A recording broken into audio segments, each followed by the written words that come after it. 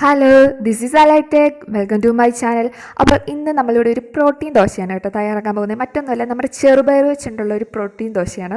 ചെറുപയർ നമുക്കറിയാം ഒത്തിരി ഗുണങ്ങൾ അടങ്ങിയിട്ടുള്ളതാണ്. നമ്മുടെ സ്കിന്നിനും ഹെയറിനും ഒക്കെ നമ്മൾ എക്സ്റ്റേണലി എന്ത് ചെയ്തിട്ടും കാര്യമില്ല, ഇൻറ്റേർണലി നമ്മൾ നല്ല പ്രോട്ടീനും വിറ്റാമിൻസും അടങ്ങിയ ഫുഡും കൂടെ കഴിക്കണം. അപ്പോൾ നമുക്ക് എങ്ങനെയാണ് ഈ ദോശ തയ്യാറാക്കുന്നതെന്ന് നോക്കിയിട്ട് വരാം. ഓക്കേ. അപ്പം നമ്മളിത് തലേദിവസം വെള്ളത്തിൽ കുതിരാനിട്ട് വെച്ച ചെറുപയറാണ് കേട്ടോ. ഇതിപ്പം ഞാനൊരു 2 ഗ്ലാസ്സോളം ചെറുപയറാണ് ഇതിനകത്ത് കുതിരാനായിട്ട് ഇട്ടേക്കുന്നത്. നിങ്ങളുടെ ഇഷ്ടാനുസരണം ആവശ്യത്തിനനുസരിച്ച് ഇടുക. അപ്പോൾ നമുക്കിതൊന്ന് മിക്സിയിലിട്ട് അരച്ചെടുക്കണം. അപ്പോൾ ചിലർ ഇതിനകത്ത് പച്ചരി യൂസ് ചെയ്യുന്നുണ്ട്. ഞാനിപ്പോൾ പച്ചരി യൂസ് ചെയ്യുന്നില്ല.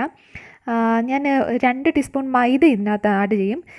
നമ്മളിങ്ങനെ ഇങ്ങനെ ഇടുമ്പോൾ കല്ലിൽ ഒട്ടിപ്പിടിച്ചിരിക്കാതിരിക്കാനായിട്ടാണ് മൈദ യൂസ് ചെയ്യുന്നത്.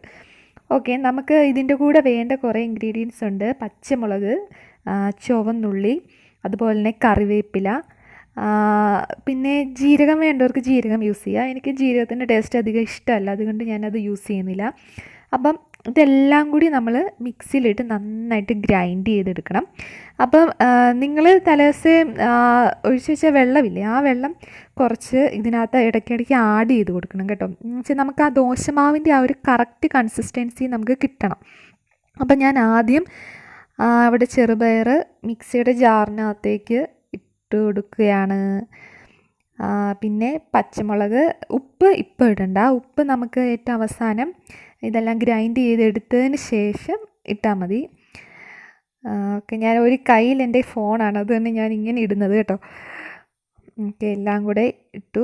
ഇനി ലാസ്റ്റ് കുറച്ച് വെള്ളം കൂടെ ഒഴിക്കുക. പച്ചരി വേണമെങ്കിൽ പച്ചരിയും ഇതിൻ്റെ കൂടെ തലേദിവസം ഇട്ടാൽ മതി, ഈ പയറിൻ്റെ കൂടെ. അപ്പം പച്ചരി ഇടേണ്ടവർക്ക് ഇടാം. ഞാൻ ഇട്ടിട്ടില്ല, ഞാൻ പറഞ്ഞല്ലോ ഞാൻ മൈദ ആഡ് ചെയ്യാൻ പോകും. മൈദ ഇരിപ്പുണ്ടായിരുന്നു, അതുകൊണ്ടാണ്. അല്ലെങ്കിൽ പച്ചരി, രണ്ടും ഓപ്ഷണലാണ് കേട്ടോ. ഫൈനലി നമ്മൾ ഇതിനകത്തേക്ക് എന്തുമാത്രം ആവശ്യത്തിന് വെള്ളം ഒഴിച്ചു കൊടുക്കുക മിക്സിയുടെ ജാറിലേക്ക്. പിന്നെ ഇടയ്ക്ക് വെള്ളം ചേർക്കണമെങ്കിൽ ചേർക്കാം. അപ്പം നമ്മളിവിടെ ഗ്രൈൻഡ് ചെയ്തെടുത്തിട്ടുണ്ട്. അത്യാവശ്യം നല്ലൊരു കൺസിസ്റ്റൻസിയിലാണ് കിട്ടിയേക്കുന്നത്. എനിക്ക് തോന്നുന്നു കുറച്ചും കൂടി ഒരു വെള്ളം വേണമെന്ന് തോന്നുന്നു. അപ്പം വെള്ളം വേണമെങ്കിൽ വെള്ളം ആഡ് ചെയ്യാം. പിന്നെ നമ്മൾ ഉപ്പ് ആഡ് ചെയ്തിട്ടില്ലായിരുന്നു. അപ്പം ഇതിനകത്തേക്ക് കുറച്ച് ഉപ്പ്, ആവശ്യത്തിന് ഉപ്പും കൂടെ ആഡ് ചെയ്ത് നന്നായിട്ട് മിക്സ് ചെയ്യുക. എന്നാലേ അത് കറക്റ്റായിട്ട്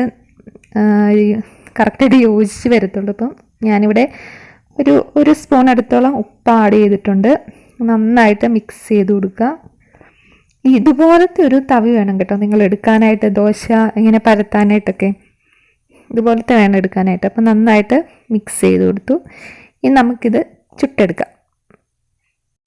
ഓക്കെ, നമ്മൾ മാവ് ഇങ്ങനെ കല്ലിലേക്ക് ഒഴിച്ച ശേഷം ഇതുപോലെ ലൈറ്റായിട്ട് വേണം കേട്ടോ പരത്താനായിട്ട്. അതിന് ശേഷം ഇതിൻ്റെ പുറത്തൂടെ കുറച്ച് ഓയിലൊന്ന് സ്പ്രെഡ് ചെയ്ത് കൊടുക്കുക.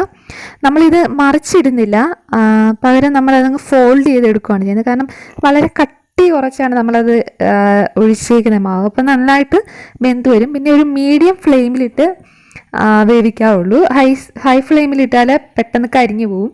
അപ്പോൾ ഒരു മീഡിയം ഫ്ലെയിമിലിട്ട് ഇതൊന്ന് വേവിക്കുക. പിന്നെ കുറച്ച് ടൈം എടുക്കും.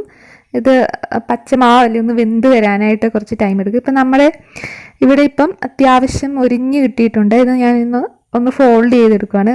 കണ്ടോ, കാണുമ്പോൾ തന്നെ അറിയാം നന്നായിട്ട് വന്നിട്ടുണ്ട്.